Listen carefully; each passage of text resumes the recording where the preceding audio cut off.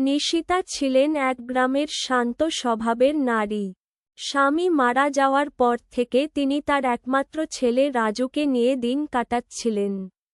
রাজুই ছিল নিশিতার জীবনের সবকিছু। জীবনের সকল কষ্টকে উপেক্ষা করে তিনি রাজুকে সঠিক পথে পরিচালিত করার জন্য সর্বদা চেষ্টা করে যাচ্ছিলেন। মা-ছেলের সম্পর্ক ছিল অত্যন্ত ঘনিষ্ঠ ও ভালোবাসাপূর্ণ। রাজু সবসময় তার মাকে সাহায্য করত, মায়ের দেখভাল করত এবং তার প্রতি অগাধ শ্রদ্ধা ও ভালোবাসা ছিল। কিন্তু গ্রামে এমন কিছু মানুষ ছিল যারা নিশিতা ও রাজুর এই গভীর সম্পর্ককে ভুলভাবে দেখা শুরু করেছিল।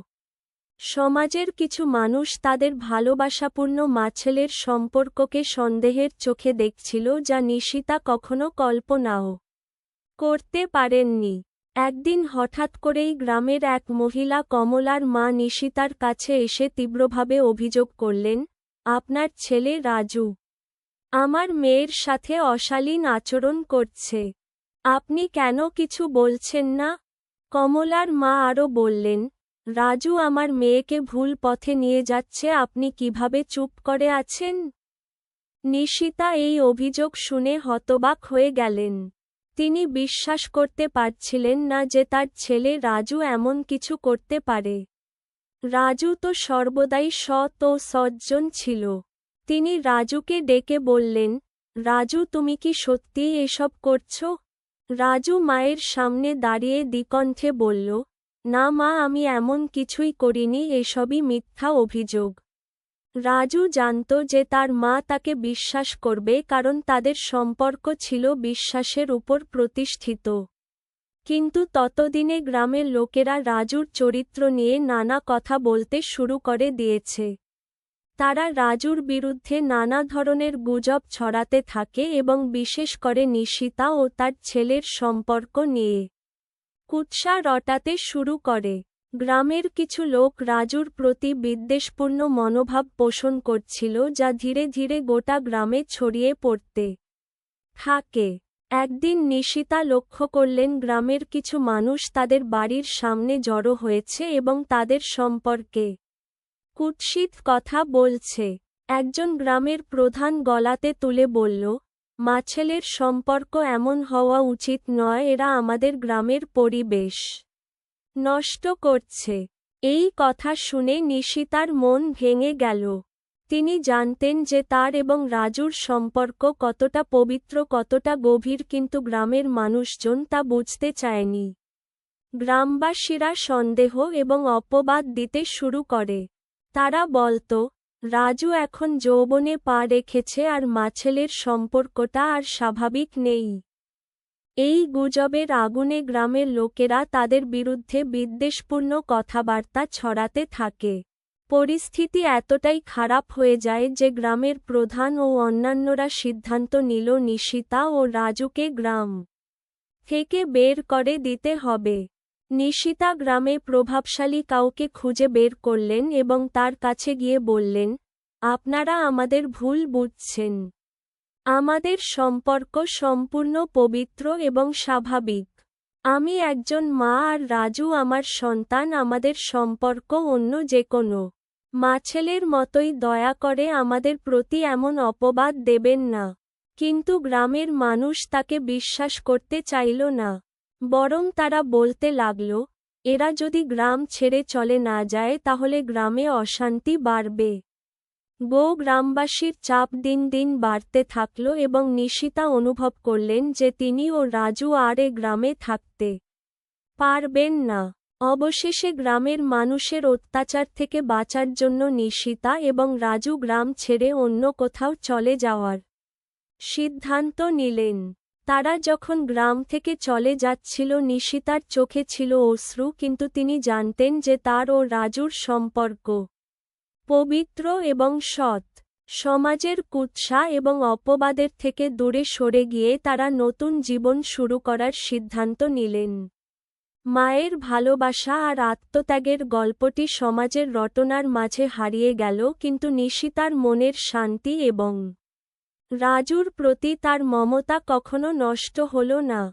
নিশিতা ও রাজু গ্রাম ছেড়ে যাওয়ার পর তারা শহরের এক কোণায় একটি ছোট্ট বাড়ি খুঁজে পেল। শহরে তারা নতুন জীবন শুরু করার চেষ্টা করছিল। নিশিতা নিজের পায়ে দাঁড়ানোর জন্য সেলাইয়ের কাজ করতে শুরু করলেন আর রাজু পড়াশোনার পাশাপাশি একটি পার্ট টাইম চাকরি নিল। ধীরে ধীরে তারা গ্রামের তিক্ত স্মৃতি ভুলে নিজেদের জীবনে শান্তি খুঁজে নিচ্ছিল। কিন্তু রাজুর মনে কিছুটা চাপা কষ্ট ছিল। গ্রামের মানুষের কথা এবং তাদের সন্দেহ তাকে ভীষণ আঘাত করেছিল। সে অনেক সময় মায়ের চোখে জল দেখত, যদিও নিশিতা সেটা কখনো প্রকাশ করতেন না। মা এবং ছেলে একে অপরের শক্তি হয়ে উঠছিল, কিন্তু গ্রামের কুৎসা তাদের মনকে মাঝে মাঝে ভারাক্রান্ত করে তুলত। একদিন রাজুর জীবনে নতুন আলো দেখা দিল। সে শহরের কলেজে পড়াশোনায় খুব ভালো করছিল এবং তার শিক্ষকেরা তার মেধার প্রশংসা করতে লাগল। রাজু তার মায়ের স্বপ্ন পূরণ করছিল। রাজু শহরের কলেজে পড়াশোনা চালিয়ে যেতে লাগল আর তার মেধা এবং অধ্যবসায়ের কারণে শিক্ষক এবং সহপাঠীদের মধ্যে সে দ্রুত জনপ্রিয় হয়ে উঠল। সে বিভিন্ন প্রতিযোগিতায় অংশগ্রহণ করত এবং তার সাফল্যের গল্প চারদিকে ছড়িয়ে পড়তে লাগল। নিশিতার জন্য এটি ছিল এক অনন্য গর্বের মুহূর্ত। তার ত্যাগ আর কঠোর পরিশ্রমের ফল সে দেখতে পাচ্ছিল তার ছেলের সাফল্যের মাধ্যমে, কিন্তু মনের মধ্যে গ্রামের তিক্ত অভিজ্ঞতা মাঝে মাঝে ভেসে উঠত। নিশিতা সবসময় ভাবতেন, গ্রামের মানুষের অপবাদ তাদের জীবন থেকে কি কখনো মুছবে? তবে তিনি জানতেন রাজু নিজের পথে এগিয়ে যাচ্ছে এবং এর মধ্যেই তাদের সার্থকতা রয়েছে। একদিন কলেজ থেকে ফেরার সময় রাজু খবর নিয়ে এলো যে সে একটি বর্ষবৃত্তি পেয়েছে, যা তাকে বিদেশে পড়াশোনা করতে সাহায্য করবে। এটি তাদের জীবনে এক নতুন অধ্যায়ের সূচনা হতে যাচ্ছিল। রাজু মায়ের সামনে দাঁড়িয়ে বলল, মা, তোমার আশীর্বাদে আজ আমি এতদূর পৌঁছেছি। তুমি না থাকলে আমি এটা কখনো পারতাম না। নিশিতা গর্বের সাথে ছেলেকে বললেন, তুই আমার জীবনের আসল সাফল্য। তুই যখন ভালো থাকিস তখন আমার সব কষ্ট দূর হয়ে যায়। রাজু বিদেশে যাওয়ার প্রস্তুতি নিতে শুরু করল, কিন্তু তার মাকে একা রেখে যাওয়ার বিষয়ে সে খুবই চিন্তিত ছিল। নিশিতা তাকে আশ্বস্ত করে বললেন, তুই চিন্তা করিস না, তুই তোর স্বপ্ন পূরণ কর, আমি ঠিক আছি। আমি জানি তুই আমাকে ছাড়বি না, তুই যেখানে থাকিস সেখান থেকে আমার খবর নেবি, সেটাই যথেষ্ট। বিদেশ যাওয়ার আগে রাজু গ্রামে ফিরে যাওয়ার সিদ্ধান্ত নিল। সে গ্রামের প্রধানের সামনে দাঁড়িয়ে বলল, আপনারা যেভাবে আমার আর আমার মায়ের সম্পর্কে ভুল ধারণা ছড়িয়েছিলেন তা আমাদের জীবনকে অনেক কষ্ট দিয়েছে। কিন্তু আমি প্রমাণ করে দিয়েছি যে আমাদের সম্পর্ক ছিল পবিত্র ও সৎ। আজ আমি এমন পৌঁছেছি যেখানে আপনাদের অপবাদ আর কোনো গুরুত্ব রাখে না। আগে গ্রামের কিছু লোক লজ্জিত হয়ে পড়ল, কেউ কেউ ক্ষমা চাইল আর অনেকেই রাজুর সাফল্যে মুগ্ধ হয়ে গেল। তারা বুঝতে পারল তাদের ভুল ধারণার জন্য নিশিতা ও রাজুকে অনেক কষ্ট সহ্য করতে হয়েছে। রাজু গ্রাম ছেড়ে বিদেশে পাড়ি জমাল। সেখান থেকে সে নিয়মিত মায়ের সাথে যোগাযোগ রাখত, তাকে খোঁজখবর দিত এবং প্রতিটি সাফল্যের খবর ভাগ করত। বিদেশে পড়াশোনার পাশাপাশি সে একটি চাকরির প্রস্তাব পেতে লাগল। রাজু ধীরে ধীরে নিজের মায়ের সব স্বপ্ন পূরণ করতে সক্ষম হল। অবশেষে রাজু বিদেশ থেকে ফিরল এবং তার মায়ের জন্য শহরে একটি সুন্দর বাড়ি কিনল। নিশিতা গর্বের সাথে বললেন, তুই আমার জীবনের সবচেয়ে বড় অর্জন রাজু। তুই সব প্রতিকূলতা পেরিয়ে আমাকে নতুন জীবনের আলো দেখিয়েছিস।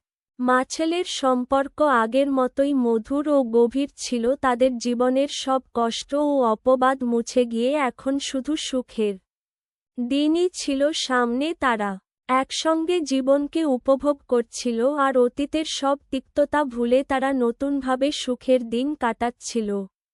রাজু বিদেশ থেকে ফিরে এসে তার মাকে শহরের একটি সুন্দর বাড়ি কিনে দিল, যা ছিল নিশিতার স্বপ্ন। নতুন বাড়িতে তারা শান্তি ও সুখে জীবনযাপন করতে লাগল।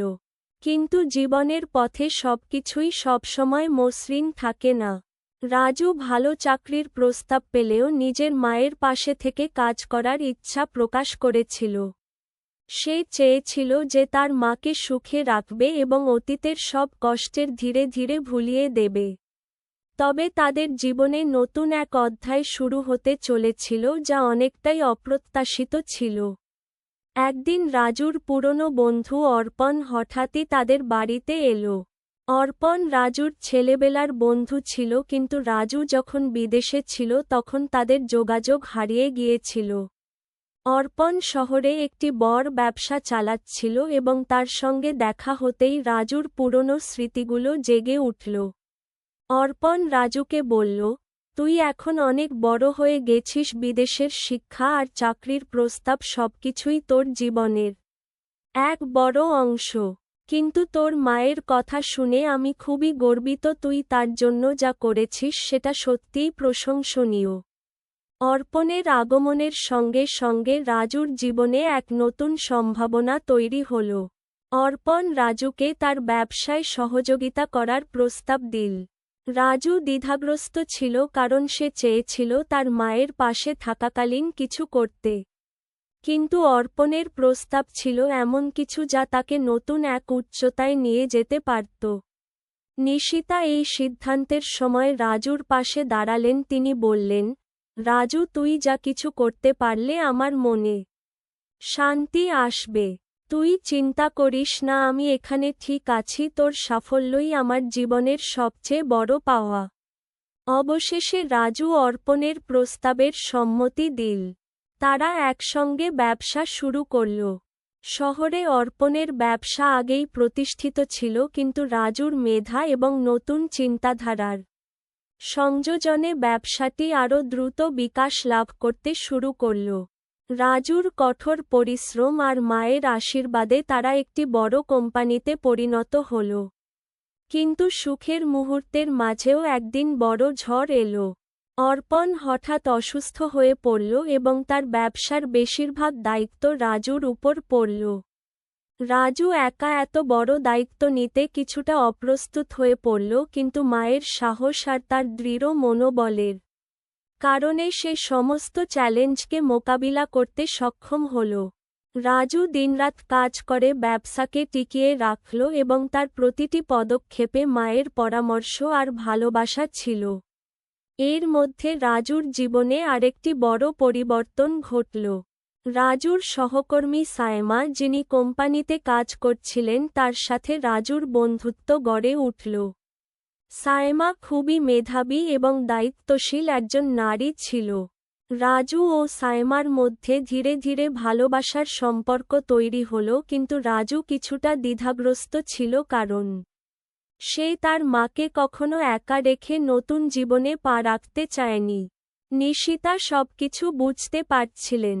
একদিন তিনি রাজুকে ডেকে বললেন, রাজু, তুই এখন বড় হয়ে গেছিস। তুই তোর জীবন সাজিয়ে তোলে। সায়মা একজন ভালো মেয়ে, আমি জানি তোর মঙ্গলের জন্য এটা সঠিক সময়ে। তুই যদি চাস আমি তোর পাশে থাকব, কিন্তু তোর নিজের জীবনও গড়ে তুলতে হবে। রাজু মায়ের কথায় শান্তি পেল। সে বুঝতে পারল যে তার মায়ের জন্য এই পরিবর্তন প্রয়োজন। অবশেষে রাজু সায়মার সাথে তার সম্পর্ককে নতুন রূপ দিল এবং তারা বিয়ের সিদ্ধান্ত নিল। বিয়ের পর রাজু এবং সায়মা একসঙ্গে ব্যবসা এবং পরিবার দুটোই সামলাতে লাগল। নিশিতা নতুন এই সম্পর্ককে সাদরে গ্রহণ করলেন এবং সায়মার সঙ্গেও এক মায়ের মতো সম্পর্ক গড়ে তুললেন। এরপর তাদের জীবন অনেকটা শান্তিপূর্ণ হয়ে গেল। রাজুর ব্যবসা ক্রমাগত বাড়তে থাকল এবং তারা সুখী পরিবারের পরিণত হল। নিশিতা সবসময় তার ছেলের পাশে থেকে তার জীবনের প্রতিটি সাফল্যে খুশি থাকতেন। বিয়ের পর রাজু এবং সায়মা একসঙ্গে জীবন কাটাতে শুরু করল এবং তাদের সম্পর্ক আরও গভীর হতে লাগল। তারা নিজেদের জীবনের প্রতিটি মুহূর্তকে উপভোগ করছিল এবং নিশিতা তাদের নতুন জীবনে খুশি ও শান্তিতে ছিলেন। সায়মা মায়ের মতোই নিশিতাকে ভালোবাসত এবং নিশিতা সায়মাকে মেয়ের মতো আপন করে নিয়েছিলেন। রাজুর ব্যবসা শহরের মধ্যে বেশ সুনাম অর্জন করেছিল এবং ধীরে ধীরে তাদের পরিবার আরও সমৃদ্ধির পথে এগিয়ে যাচ্ছিল।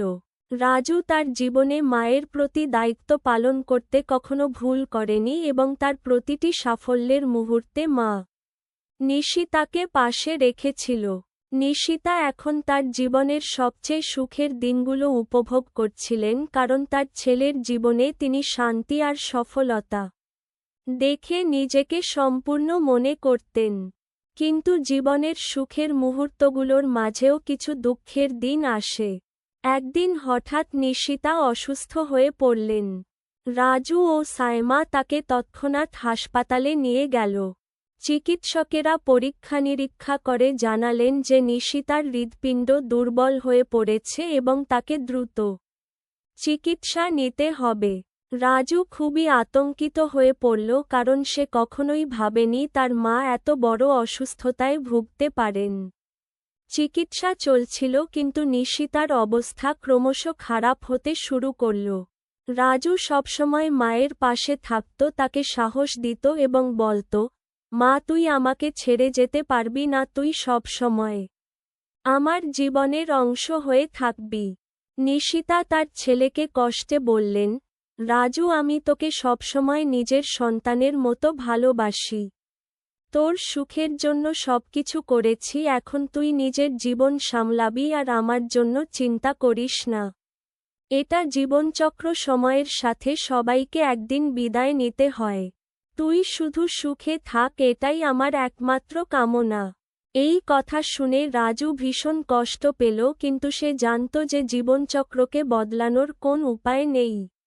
শেষ পর্যন্ত কিছুদিন পর নিশিতা পৃথিবী থেকে বিদায় নিলেন। রাজুর জীবনে এটা ছিল সবচেয়ে বড় আঘাত কারণ তার জীবনের সবচেয়ে প্রিয় এবং আপন মানুষটি তাকে ছেড়ে চলে গেল।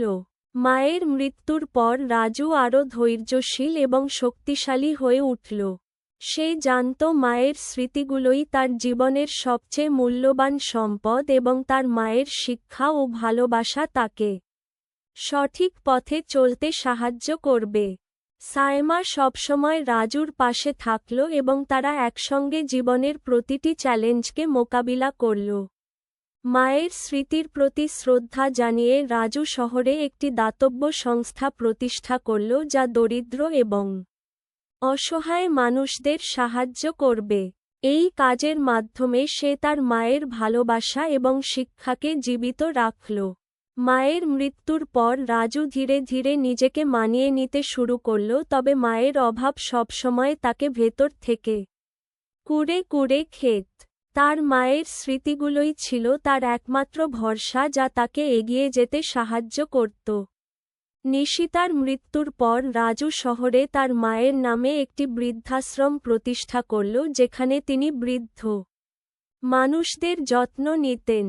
এই বৃদ্ধাশ্রমে মাধ্যমে রাজু তার মায়ের আত্মাকে বাঁচিয়ে রাখতে চেয়েছিল এবং সমাজের বঞ্চিত মানুষদের সাহায্য করতে চেয়েছিল। বৃদ্ধাশ্রমটি দিন দিন বড় হতে থাকল এবং সমাজে তার নাম আরও বেশি সম্মানিত হতে লাগল। রাজু এবং সায়মা সেই বৃদ্ধাশ্রমের সাথে আরও নতুন উদ্যোগ যুক্ত করল, যেমন শিশুদের জন্য একটি স্কুল যেখানে দরিদ্র ও অনাথ শিশুদের বিনামূল্যে পড়াশোনার সুযোগ দেওয়া হতো। রাজুর এই উদ্যোগগুলো তাকে শুধু আর্থিকভাবে সফল করেনি বরং সামাজিকভাবে একজন দায়িত্বশীল নাগরিক হিসেবে তাকে আরও উচ্চতায় নিয়ে গিয়েছিল।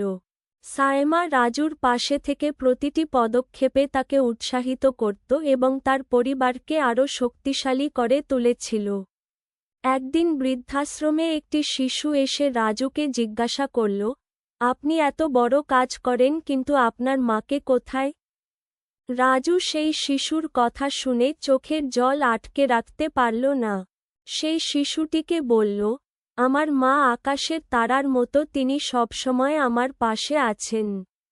আমি তার ভালোবাসা থেকেই আজ এখানে পৌঁছেছি।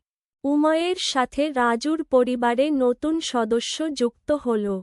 সায়মা ও রাজু এক পুত্র সন্তানের বাবা-মা হল। রাজু তার সন্তানের মধ্যে নিজের ছোটবেলার ছায়া দেখতে পেল এবং সিদ্ধান্ত নিল যে সে তার সন্তানকে তার মায়ের মতো ভালোবাসা, স্নেহ ও যত্ন দিয়ে বড় করবে। রাজুর ছেলে যখন বড় হতে লাগল তখন রাজু তাকে তার দাদির গল্প বলত, কিভাবে তার দাদি জীবনের প্রতিকূলতা সত্ত্বেও তাকে স্নেহ আর ভালোবাসা দিয়ে বড় করেছে। ছেলে তার দাদির নাম শুনে গর্ব অনুভব করত এবং সে প্রতিজ্ঞা করত যে সে তার বাবার মতোই ভালো মানুষ হয়ে উঠবে। শেষ কথা, রাজুর জীবন ছিল কষ্ট, সংগ্রাম ও ভালোবাসার এক অমলিন গল্প। তার মায়ের সাথে গড়ে ওঠা সম্পর্কের গভীরতা তাকে জীবনের প্রতিটি চ্যালেঞ্জ মোকাবিলায় শক্তি জুগিয়েছে। মায়ের মৃত্যুর পরও সেই ভালোবাসা ও স্নেহের স্মৃতি তাকে জীবনে এগিয়ে নিয়ে গেছে। রাজুর গল্প আমাদের শেখায় যে মায়ের নিঃস্বার্থ ভালোবাসা এবং সঠিক শিক্ষা একজন মানুষের জীবনের পথকে আলোকিত করতে পারে, যতই কঠিন হোক না কেন জীবন।